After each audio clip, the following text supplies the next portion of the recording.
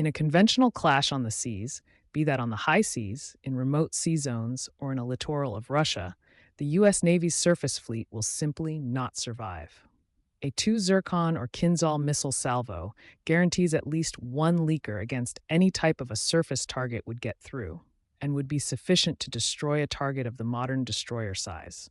This is a radical departure from an earlier era's potential salvos by supersonic missiles of 3M54 or P-800 Onyx variety, which, while they are more complex and deploy more missiles, would have required a significantly larger number of carriers, such as combination of Tu-22M3M, surface ships, and subs, needed to launch enough missiles to break through the anti-missile defenses of carrier battle group. Both the Kinzhal and Zircon have changed all that.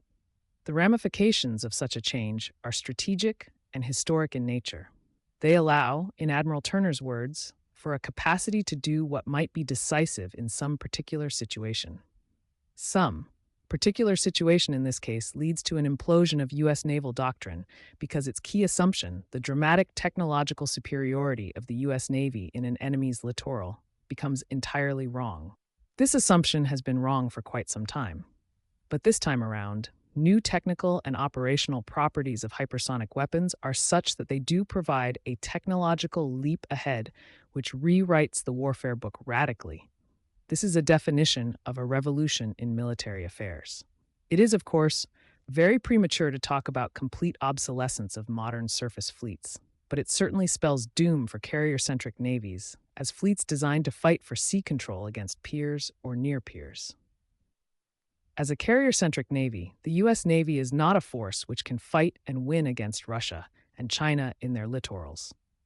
A number of U.S. top officials, including General John E. Hyten and the Government Accountability Office, were explicit when stating, China and Russia are pursuing hypersonic weapons because their speed, altitude, and maneuverability may defeat most missile defense systems, and they may be used to improve long-range conventional and nuclear strike capabilities. There are no existing countermeasures. Geographic insularity, that is to say, large distances from the enemy, is no longer a decisive factor in a conventional, non-nuclear scenario. The mythology of the remoteness of conventional war theaters and thus the safety of the rear was perpetuated by the United States, which proclaimed itself the finest fighting force in history, based purely on the campaign against the third-rate Iraqi army and the military strategic ineptness of Saddam Hussein himself. The fact that the U.S. military, in its modern history, never experienced any serious fire impact on its command and control centers and rear somehow was never discussed.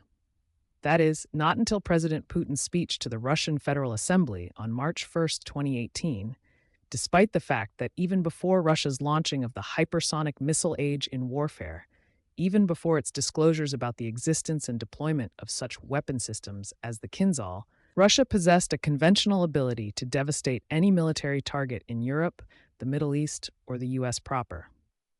Russia had been deploying carriers of long-range cruise missiles at all strategic directions since 2014, as confirmed by Chief of General Staff Valery Gerasimov in 2018.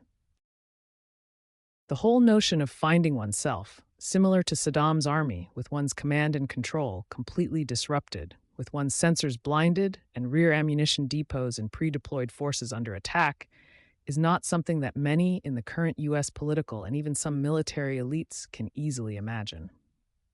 Moreover, Western elites, and American elites especially, are generally simply not in the frame of mind to view their countries and indeed themselves personally as possible and legitimate targets in case of a conventional war.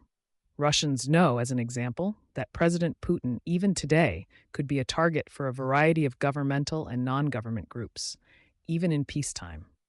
In case of war, the Russian president, prime minister, and the whole chain of command and national authority, including but not limited to MPs of both houses of the Russian parliament, are aware that they would become targets automatically.